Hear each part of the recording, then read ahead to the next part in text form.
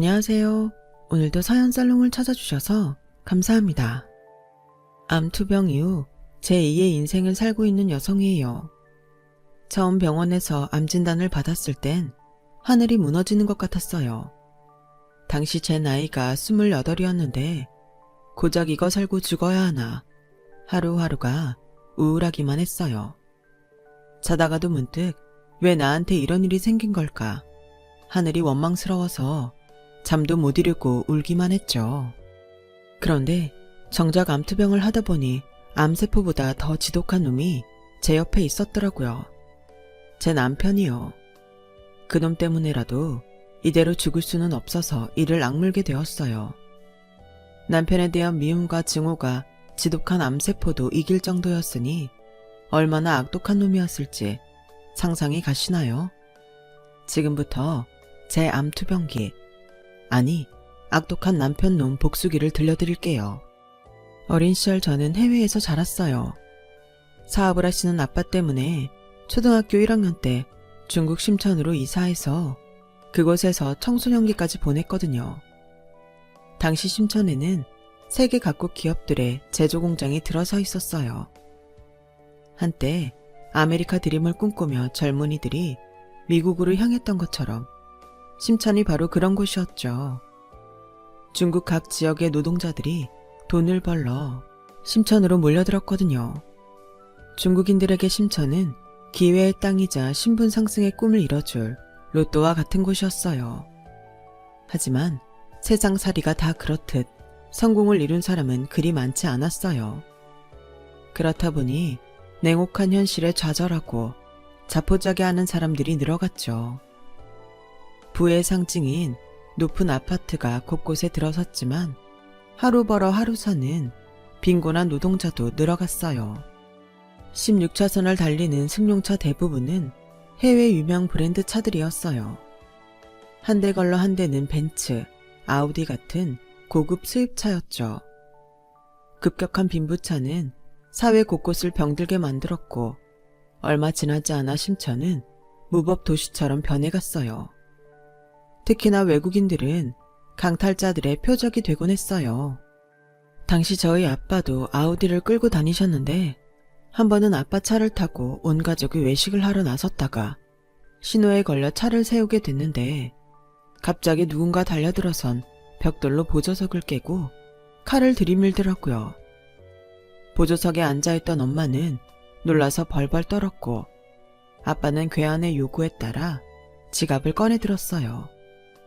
다행히 그 순간 신호가 바뀌어서 그대로 내달릴 수 있어 돈은 뺏기지 않았지만 그 일 이후로 엄마는 바깥 외출도 삼가한 채 집에만 머물렀어요. 여보, 돈도 좋지만 이러다가 무슨 일 생길 것만 같아서 무서워서 못 살겠어요. 우리 홍콩으로 이사를 가든지 아니면 한국으로 돌아가요. 애들 생각도 해야죠. 당시 중국은 한창 성장 가도를 달리고 있던 때라 아빠 사업도 승승장구 중이었는데 그걸 포기하고 한국으로 돌아가자고 하니 아빠는 고민에 빠질 수밖에 없었어요. 여보, 조금만 참아보자. 전보다 도로에 공원도 많고 아파트 내 치안도 괜찮잖아. 지금 포기하고 한국으로 돌아가면 손해가 이만저만이 아니야. 지난 10년간 그 고생을 하고 이제야 수학을 할 순간인데 어떻게 포기해?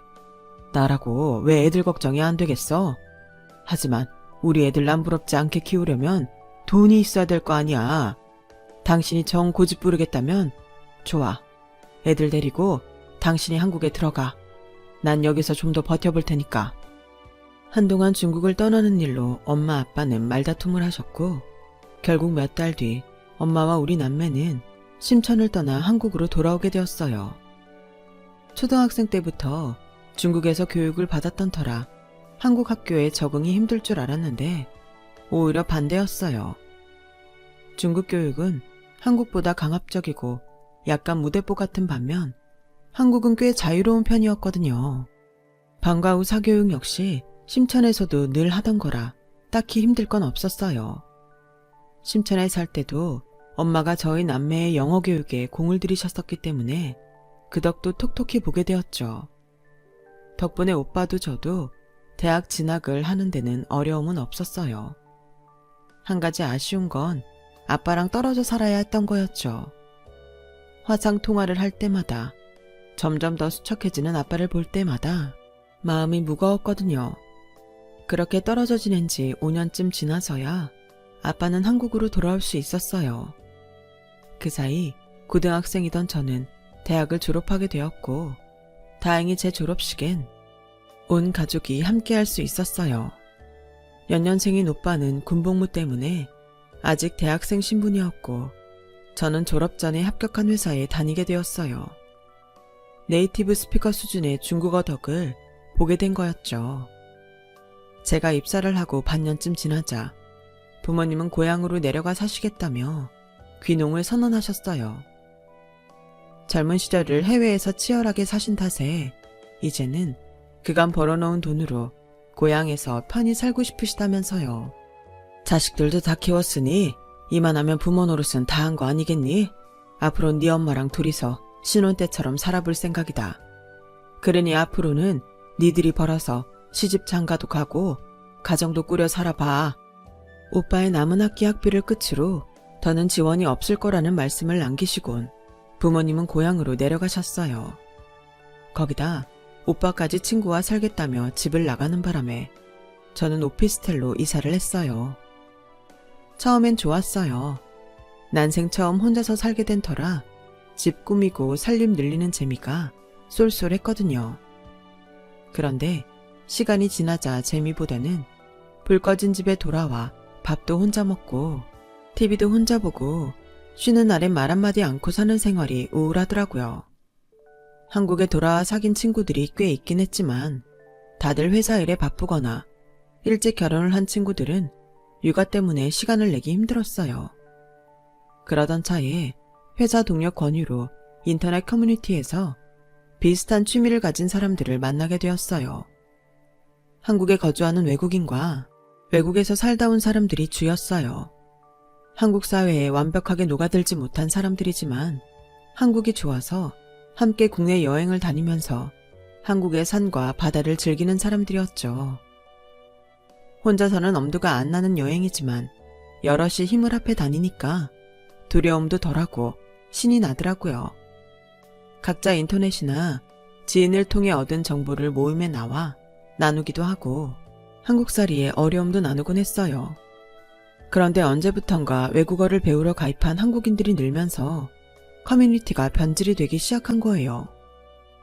그런 부류의 사람들은 주로 백인 위주의 젊은 이성들을 타깃으로 삼아 연애 목적으로 접근하곤 했는데, 연애를 시작하면 커플이 동반으로 커뮤니티를 탈퇴하곤 했어요. 굳이 귀찮게 여행까지 다니지 않아도 영어를 가르쳐줄 상대를 구했으니 더는 커뮤니티가 필요 없다 이거였죠. 모처럼 좋은 모임을 통해 주말마다 여행도 다니고 말동무도 사귀었던 저로서는 무척 안타까웠어요. 남편과 만나게 된 건 그 무렵이었어요. 하루는 커뮤니티에서 함께 활동하던 남자분이 제게 톡을 했더라고요. 이 사람이 바로 훗날 제 남편이 된 남자예요. 남편은 이번 주말에 강화도 전등사에 갈 건데 시간이 되면 같이 가자더군요. 안 그래도 심심했던 터라 두말 않고 바로 가겠다고 했죠. 모처럼 사람들과 여행을 떠난다는 생각에 들떠서 생각하고 자시고 할 겨를이 없었거든요. 그런데 약속 당일날 나가보니 남편과 저 둘뿐이더라고요. 실망한 제 표정을 본 남편은 머쓱한 표정으로 그러더라고요. 아, 나이 많은 아저씨랑 단 둘이 가게 돼서 실망했나 보네. 정 안 내키면 안 가도 돼요. 아, 아니에요. 전 여러 명이 같이 가는 줄 알고 있었거든요. 그래서 조금 당황한 것뿐이에요. 남편은 저보다 7살이 많았어요. 어릴 때 미국으로 이민 갔다가 대학을 졸업하고 한국 회사에 취직해 돌아온 경우였죠. 커뮤니티에서 만난 지는 꽤 됐지만 단둘이 대화를 나눠본 적은 거의 없어서 서먹서먹한 상태였죠. 이런 사람이 왜 굳이 친하지도 않은 나한테 연락을 했을까 궁금했지만 선뜻 묻기도 뭐했어요. 혹여 기분 나빠할까 봐요. 그런데 전등사까지 가는 내내 대화를 나눠보니 의외로 통하는 부분도 많고 외국에서 어린 시절을 보내면서 겪은 일들도 비슷한 점이 많아서 금방 친해졌어요. 그날 남편 차를 타고 편하게 전등사 구경도 하고 대학 후에 해물 칼국수를 먹고 집으로 돌아온 후로는 연락도 자주 하고 주말마다 같이 여행도 다니게 되었죠. 여럿이 여행을 다니는 것도 좋았지만 마음 맞는 사람 둘이서 다니는 것도 꽤 좋더라고요. 어느덧 오빠 동생으로 지내게 된 우리는 서로의 집을 오가게 되었고 어느새 연인으로 발전했어요. 우리 차라리 살림 합칠래? 괜히 이중으로 집세 내며 돈 낭비할 필요 없잖아. 그렇긴 한데 동거는 좀 그래. 우리 부모님도 허락 안 하실 거고. 내심 결혼하자는 말을 기대해왔던 저로서는 동거를 하자는 남편 말이 왠지 서운했어요. 나를 그저 즐기다 버릴 상대로 생각하는 것 같았거든요. 그럼 결혼은 어때? 그 말에 제가 고개를 끄덕이자 남편은 환하게 웃으며 그러더군요. 아, 다행이다. 사실 난 내가 나이가 많아서 결혼 얘기 꺼내는 게 왠지 어린 너한테 결혼 닥달하는 것처럼 보일까봐 걱정이었거든. 얘기를 듣고 보니 남편 입장에서는 그럴 수도 있겠다는 생각이 들었어요. 나중에 알고 보니 다른 이유였지만요. 저희 집에서는 일찌감치 결혼 허락을 받았지만 시부모님은 미국에 살고 계셔서 인사드릴 기회가 없었는데 생각지 못한 일로 만나게 된 거예요. 미국의 트럼프 정부가 들어서면서 시작된 이주민 추방 분위기가 거세졌는데 그게 한인 사회에도 파장을 일으키면서 저희 시부모님이 한국으로 돌아오시게 된 거예요. 정확한 사연은 모르겠지만 오랜 시간 미국에 살았으면서도 제 남편과 시누이와는 달리 시부모님은 시민권조차 얻지 못했던 모양이에요. 그러다 아들이 한국에 터를 잡은 차에 미국 정부의 압박까지 거세지자 결국 한국행을 결심한 거였죠. 그 바람에 저는 시부모님을 만날 수 있었어요. 미국에서 오래 사신 분들이라고 하기에는 영어 실력이 많이 짧으신 것 같아 보였어요. 쉬운 단어들만 영어로 하시고 문장은 한국어더라고요. 그런데도 말끝마다 한국과 미국을 비교하시며 한국을 비하하는데 듣기 불편하더라고요. 그래, 부모님은 시골에 사신다고? 그럼 농사 지으시겠네? 힘드시겠다. 미국은 농사를 지어도 땅이 하도 넓으니까 기계가 다 하거든. 근데 한국은 땅덩이가 좁아서 죄다 사람 손으로 하잖아. 아, 생각만 해도 쏘하드야. 그럼 학교는 컨트리에서 다녔어? 아니요. 중국 심천에서 살다가 고등학생 때 한국에 돌아와서 한국에서 다녔어요. 중국? 오 마이 갓. 후진국에서 살았구나. 집이 많이 어려운가 보네. 중국에서 살다가 한국에 와선 시골에서 살고. 마치 헐벗은 거지를 보는 듯 안 됐다는 표정으로 저를 바라보시는데 기분이 묘하더라고요. 이거 미국에서 올 때 사온 건데 한번 먹어보겠어?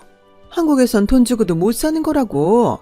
이게 한 2, 3불 하는데 우리 애들이 어릴 때부터 많이 먹던 거라서 내가 일부러 코스트코에 가서 사온 거야. 시어머니는 초코바를 하나 내밀며 미군이 헐벗은 전쟁 고아들한테 미제 초콜릿을 던져주듯 했어요. 한국에 있는 코스트코에서 버젓이 팔고 있는 제품을 말이죠. 알려드릴까 하다가 초면에 기분 상하게 할 거 뭐 있냐 싶어 고맙다고 말씀드리고 받았죠. 시어머니의 이런 태도가 변하게 된 건 상견례 때 저희 부모님을 만나고 난 뒤였어요. 식사 후에 화장실에서 저희 엄마랑 마주치셨는데 저희 엄마가 화장을 고치느라 꺼내 명품 화장품을 보시고는 눈이 휘둥그레지신 거예요. 거기다 주차장에 세워둔 저희 아빠의 벤츠를 보시고는 시아버지도 두 눈이 커질 정도로 놀라시더라고요. 그 때문이었을까요? 결혼을 앞두고 혼수와 예단을 준비하는데 시댁에서 요구한 스케일이 생각보다 크더라고요. 특히 시누이는 평생 써보지 못한 명품 브랜드를 이참에 원 없이 써보겠다고 작정한 건지 백부터 구두, 옷까지 온통 명품 브랜드로 맞춰달라고 하더라고요. 어머님과 아버님도 덜하지 않았어요. 골프차랑 백까지 브랜드 제품으로 고른 데다 시어머니는 다이아 반지까지 해달라고 하시더라고요. 들어서 알겠지만 우린 친척이 별로 없어서 따로 예단 준비할 게 없어. 그냥 데디랑 나랑 우리 토토 것만 해오면 돼. 돈 안 들어서 좋지? 돈 아끼게 해줬으니까 우리 식구 건 내가 적어준 대로 준비해줘. 아, 그리고 집은 지금 살고 있는 집이 복층 오피스텔이라면서? 우리 재훈이 살고 있는 원룸보다는 거기가 더 살기 편하지 않겠어? 살던 집이니까 혼수 채우는 것도 편할 테고 말이야. 그럼 집 문제는 그렇게 피니쉬하고? 잠시만요, 어머님. 신혼집을 제가 살던 오피스텔에서 하라고요? 왜? 뭐가 문제 있니? 설마 월세라서 그러는 거야? 얘, 너 참 촌스럽다. 미국은 전부 월세야. 전 세계를 돌아봐. 한국처럼 전세 놓는 집이 있나? 네가 어릴 때부터 후진국에서 살다 와서 모르나 본데 월세는 하나도 창피한 게 아니다. 그런 게 아니고요, 어머님. 제가 혼수랑 예단 비용으로 수천에서 1억 가깝게 쓰는데 집까지 제 집에서 사는 거면 재훈 씨는 뭘 해오는 건가요? 처음부터 양가 부모님 도움 없이 저희 힘으로 하기로 한 결혼이에요. 서로 반반 부담해서 하는 게 맞지 않을까 생각해요. 그래서 말인데요. 말씀하신 예단은 도저히 제 힘으론 불가능해요. 특히 어머님이랑 아가씨가 적어준 에르메스 백이랑 샤넬 백의 경우는 돈 가지고 간다고 매장에서 바로 살 수 있는 모델이 아니에요. 그 브랜드 매장에서 구입한 이력이 있어야 살 수 있는데 저는 지금껏 명품 매장은 다녀본 적도 없거든요. 제가 해올 수 있는 예단은 어머님, 아버님, 그리고 시누이 한복 정도가 다예요. 그리고 제가 살던 집은 저희 아빠가 보증금을 빌려주신 거라서 이번에 집 빼서 갚아드려야 해요. 제 말에 시부모님과 시누이는 세상을 잃은 표정이 되었어요. 저는 거기에 중지부를 찍었죠. 한국에서 신혼집은 남자 쪽에서 해오는 거 아시죠? 그 말에 시어머니는 기겁을 하더군요. 어머, 얘? 그런 게 어딨니? 미국에선 안 그래. 돈 있는 사람 해야지. 왜 남자가 독박을 쓰니? 니들도 한국식으로 하지 말고 아메리칸 스타일로 하렴. 그게 좋아. 그럼 그럴까요, 어머님? 미국에선 혼수랑 예단 같은 건 없다고 들었는데. 그죠, 어머님? 그럼 어머님 말씀대로 저희 결혼은 아메리칸 스타일로 분담해서 할게요. 어머님 당신 입으로 미국식으로 하라고 했으니 번복할 수도 없었죠. 그렇게 결혼식을 앞두고 벌인 시댁과 저의 기싸움은 제 승리로 끝났어요. 그런데 결혼은 준비 과정이 끝이 아닌 그때부터가 시작인 거더라고요. 결혼식을 마치고 신혼여행에서 돌아온 순간부터 제 눈앞에는 시월드가 활짝 열렸거든요. 말로는 그렇게 미국 하는 분들이 사고방식은 전형적인 쌍팔년도 한국 스타일로 며느리를 자기 집 몸종 부리듯 하려고 하더라고요. 가족이라는 명목하에 툭 하면 저를 불러다가 운전기사로 부려먹고 관공서 일은 물론 심지어 쓰레기 봉투 사는 것까지 저를 불러서 시켰어요. 거기다 주말마다 가족이 모여서 밥을 먹어야 한다며 매주 시댁으로 불러 식사 준비를 시켰어요. 음식 차리고 설거지하는 동안 저를 제외하곤 누구도 주방에 들어오지 않더라고요. 물 한 잔도 자기들 손으로 떠먹지 않을 정도로요. 자기야, 나 더는 이렇게 못 살아. 어떻게 매번 나만 부리고 다들 손도 하나 까딱 안 하는 거야? 내가 이 집 종이야? 이건 너무하잖아. 너는 무슨 말을 그렇게 하니? 종이라니. 언제 우리 엄마 아빠가 너한테 그런 취급을 했다고 그래. 아직 한국 생활에 익숙하지 않으니까 너한테 기대는 것 뿐이잖아. 그리고 가족끼리 네 일 내일이 어딨어? 너 자꾸 이렇게 선 그으면 나도 너희 부모님한테 선 긋고 살 거야. 그래? 아버님 어머님이랑 아가씨는 한국 생활이 적응 안 돼서 그렇다 쳐. 당신은 왜 집에서도 손가락 하나 까딱 안 하고 사는 건데? 결혼하고 지금까지 밥하고 청소, 빨래까지 내가 다 했어. 당신이 한 건 소파에 누워서 나한테 물 떠와라, 리모컨 가져와라, 맥주 꺼내와라 시킨 것밖에 없다고. 당신한테 난 도대체 뭐야? 야, 난 어릴 때부터 지금까지 엄마랑 내 여동생이 다 해줬어. 그런데 이제 와서 나보고 하라고? 그리고 원래 한국 여자들은 결혼하면 다들 그 정도는 하고 살아. 기껏 너 생각해서 동거하자고 했을 때 동거 말고 결혼하자고 한 건 너야. 네가 바란 결혼이니까 거기에 따르는 책임도 네가 져야 하는 거라고. 그럼 동거했으면 자기도 집안일을 했을 거란 얘기야? 그땐 뭐 했을 수도 있지. 남편은 말이 안 통하는 사람이었어요. 멀쩡한 외모에 직장도 괜찮은 남자가 왜 그 나이 먹도록 결혼을 안 했을까 생각했었는데 이게 이유였던 거죠. 생각 같아선 당장 결혼을 무르고 싶은 심정이었지만 그게 말처럼 쉽지는 않았어요. 엄마한테 전화해 하소연을 했더니 오히려 저를 나무라시더라고요. 그럼 결혼 생활이 달달하기만 할 줄 알았니? 네 아빠도 예전엔 얼마나 이기적이었는데 그걸 고쳐가며 사느라 내가 얼마나 소갈이하고 살았는 줄 아니? 조금씩 고쳐가며 살아. 별 수 있니? 네가 선택한 사람인걸. 가족밖에 모르는 아빠도 예전엔 제 남편처럼 이기적인 사람이었다는 말이 그나마 위안이 됐어요. 시간이 지나면 우리 아빠처럼 변화될 여지가 있다고 믿었으니까요. 그런데 모든 사람이 다 좋은 쪽으로 변하는 건 아니었던 모양이에요. 결혼하고 1년이 지나는 동안 시댁 식구와 남편 때문에 몸과 마음고생을 했던 제가 몹쓸 병에 걸려버린 거예요. 암이었어요. 직장에서 건강검진을 받았는데 의심되는 소견이 발견됐다며 재검을 받으라고 하더라고요. 그래서 다시 검사를 받았더니 유방암 판정이 나온 거예요. 왼쪽 유방을 제거해야 한다는 말에 하늘이 무너지는 것 같았어요. 당시 제 나이가 고작 28밖에 안 됐었거든요. 그 나이에 한쪽 유방을 제거한다니 세상이 끝난 것 같더라고요. 그런데 한쪽 가슴을 잃게 된다는 사실보다 더 괴로운 말을 듣게 될 줄 누가 알았겠어요. 남편은 제 상태를 전해 듣고는 한숨을 푹 쉬더니 그러는 거예요. 아씨, 그럼 내가 앞으론 한쪽 가슴 없는 여자랑 살아야 된다는 거야? 징그러워서 너랑 어떻게 같이 자냐? 병원에서 보정수술은 안 된대?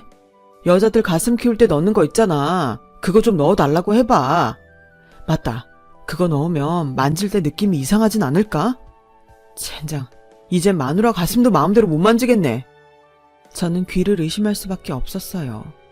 남편이라는 작자가 아내가 유방암에 걸렸다는데 이딴 소리를 한다는 게 말이 되나요? 자기, 지금 내 말 못 알아들었어?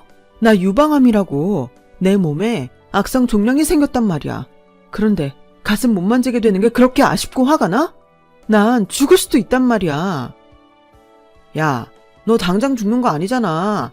막말로 지금 이 순간 가장 빡치는 사람이 누구겠냐? 바로 나야. 결혼하고 2년 만에 마누라가 암에 걸렸는데 열 안 받게 생겼냐고.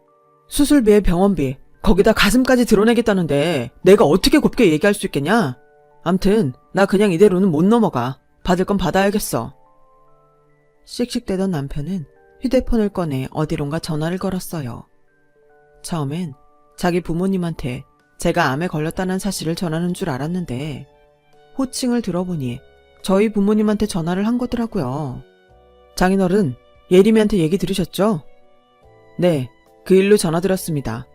단도직입적으로 말씀드릴게요. 제 계좌로 3억만 보내주세요. 왜냐뇨? 물건을 살 때도 AS 기간이라는 게 있지 않습니까? 저 예림이랑 이 정도밖에 안 살았는데 이렇게 하자가 발견됐다고요.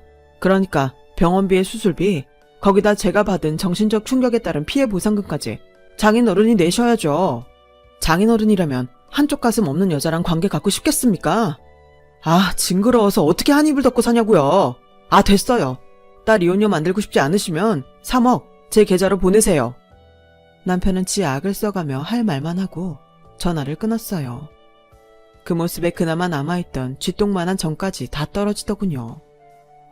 야, 네가 이기적인 놈인 건 알았지만 어떻게 중병에 걸린 아내를 두고 그딴 개소리를 짓거릴 수가 있니? 네가 그러고도 인간이야? 우리 아빠한테 3억을 물어내라고? 내가 네 소유니? 네가 돈 주고 날 사기라도 했어? 결혼하고 지금까지 니네 집일에 종처럼 부려먹기만 해놓고 병드니까 이제 와서 환불받겠다는 거니? 말해봐, 이 개새끼야. 그 나이를 처먹고도 그 정도 사고밖에 못하는 인간이라니? 이런 걸 그동안 인간 대접해온 내가 정신 빠진 년이지. 이참에 깔끔하게 갈라서자. 나도 더는 너 같은 놈이랑은 얼굴 맞대고 살고 싶지 않아. 누구 맘대로 이혼을 하재. 결혼하느라 들인 돈이 얼만데. 이혼할 거면 그 돈 다 토해내고 해. 막말로 내가 바람을 피웠냐 노름을 했냐. 나한테는 이혼 사유가 전혀 없으니까 이혼하려거든. 나한테 위자료 내놓고 해. 알았어? 결국 남편과 저는 소송을 통해 이혼을 하게 되었어요. 병에 걸리자 남편이 했던 말들과 저희 친정의 전화에 위자료를 요구하는 등 남편이 벌인 행동을 법정에서 낱낱이 까발렸어요. 결국 법은 제 손을 들어주었고 저는 재산 분할을 받고 이혼할 수 있었어요. 암에 걸렸다는 사실에 망연자실했던 저는 남편놈에 대한 복수심에 삶의 의지를 불태웠고 결과적으로는 제게 있어선 긍정적인 결과를 가져왔어요. 수술을 성공적으로 끝낸 저는 투병 생활을 하는 와중에 온라인 중국어 교육 사업을 시작했어요. 사업도 사업이지만 입소문을 타고 1:1 맞춤 강의도 다니게 되었죠. 주로 중국 진출을 하려는 연예인과 기업 간부들이 저를 찾았어요. 덕분에 상류층 인맥도 넓힐 수 있었고 강의료도 두둑이 챙길 수 있었죠. 그러던 어느 날이었어요. 모기업 통역을 해주고 인센티브를 받아서 부모님께 선물을 사드리려고 백화점 명품관에 갔는데 거기서 우연히 전 남편과 마주친 거예요. 정확히는 모 명품 브랜드샵 안에서 전 시어머니 목소리가 들렸고 마침 그곳에 가려고 왔던 터라 샵 안으로 들어갔다가 되도 않는 영단어를 총동원해 백을 환불받으려고 애쓰는 모자의 모습을 목격하게 된 거예요. 아니, 왜 현금으로 못 준다는 거야? 카드로 샀건 캐시로 샀건 아무튼 돈을 받은 거잖아요. 그럼 손님이 원하는 형태로 환불을 해줘야지. 손님, 카드 결제를 구입하신 물품은 카드 취소로밖에 환불이 안 돼요. 아니, 그냥 좀 해주면 안 돼요? 내가 당장 현금이 필요해서 그래. 부탁 좀 합시다. 응? 엄마, 그냥 그 백 써. 사위한테 받은 선물까지 환불 받아야겠어. 카드로 산 건 현금으로 안 내준다고. 조용히 해, 이 녀석아. 한국에선 이런 건 유도리 있게 처리해 준단 말이야. 이봐요, 아가씨. 그러지 말고 나 이거 현금으로 좀 내줘. 나 그렇게 몰상식한 사람 아니야. 미국에서 21년 살다 온 사람이라고. 그런 내가 오죽하면 이러겠어. 제 앞에서 있는 교양 없는 교양 다 떨던 전 시어머니는 돈 앞에서 완전 구겨져선 진상을 떨고 있더라고요. 그 모습에 저는 보란듯이 소리쳤어요. 여기가 언제부터 돗대기 시장처럼 변한 거예요? 그깟 백 하나 못 들 수준의 사람까지 드나들면 수준 떨어져서 어떻게 여기 백을 사겠냐고요. 이봐요, 아주머니. 창피한 줄 알아야죠. 여기가 술집이에요? 어디서 아가씨를 찾아요. 그리고 미국에서 살다 왔으면 뭐요? 하는 짓을 보니 시장 바닥에서 5,000원짜리 비닐백 사는 것도 벌벌 떨 사람처럼 보이는데 능력 안 되면 이런 데 오지 마세요. 괜히 브랜드 가치나 떨어뜨리지 말고. 그쪽도 그래. 어떻게 그 나이 먹도록 부모한테 이런 백 하나 못 사줄 정도로 궁색하니? 하긴 그런 수준이니 암 걸린 와이프 핑계로 장인한테 돈 뜯어낼 궁리나 했겠지. 인생이 참 불쌍하다. 제 얼굴을 확인한 전 시어머니와 전 남편은 얼굴이 빨개져서는 어쩔 줄 몰라 했어요. 전 남편은 고개를 떨구곤 저랑 눈도 제대로 못 마주치더군요. 하필 들키고 싶지 않은 모습을 저한테 들켰으니 그럴 만도 하겠죠. 그러는 사이 저만은 제게 달려와 미리 주문해 놓은 백을 제게 건넸어요. 그리고는 저를 문 앞까지 정중히 배웅해 주었어요. 불과 몇 분밖에 안 되는 그 짧은 순간 저는 그동안 가슴에 응어리져 있던 전 남편에 대한 울분이 눈 녹듯 사라져버렸어요. 그건 비단 명품백을 살 정도로 내가 돈을 많이 벌어서가 아니에요. 병마와 싸우면서도 내가 내 인생을 포기하지 않고 열심히 달려왔다는 거에 대한 기특함 때문이었죠. 인생을 살다 보면 내 잘못이 아닌데도 손해를 보기도 하고 남한테 피해 안 주고 착하게 사는데도 돌부리에 걸려 넘어지기도 하지만 중요한 건 바로 그 이후인 것 같아요. 내가 어떻게 그 고난을 받아들이고 역경을 이겨나가는지 말이에요. 포기하지 않고 내 자신을 일으켜 세울 수 있다면 그것만으로도 충분히 박수받을 만하다고 생각해요. 그런 의미에서 앞으로 저는 병마와의 싸움에서 반드시 이길 거예요. 완치 판정을 받는 그날까지 절대로 포기하지 않을 거니까요. 여러분도 응원해 주셨으면 합니다. 지금까지 제 사연을 들어주셔서 감사합니다. 건강이 최고라고 감히 말씀드려요. 건강 조심하시고 즐겁게 사시길 바랍니다. 여러분, 사연 댓글에 응원과 현명한 조언 부탁드려요. 좋아요와 구독은 저에게 큰 힘이 됩니다. 오늘도 좋은 일 가득하세요.